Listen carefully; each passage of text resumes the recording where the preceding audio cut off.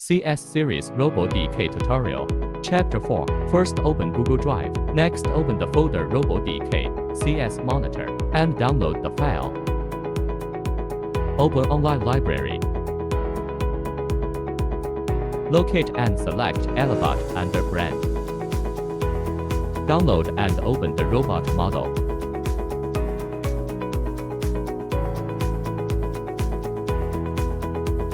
Open the file Elite CS Robot Monitoring Drive.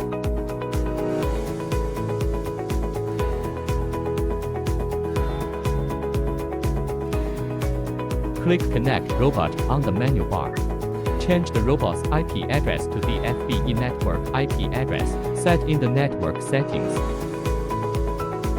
Modify the robot port to 30,001.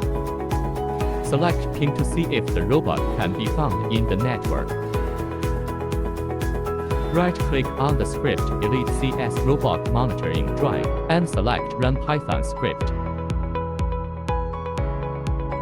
You can see that the motion of the robot in RoboDK is the same as the motion of the real robot.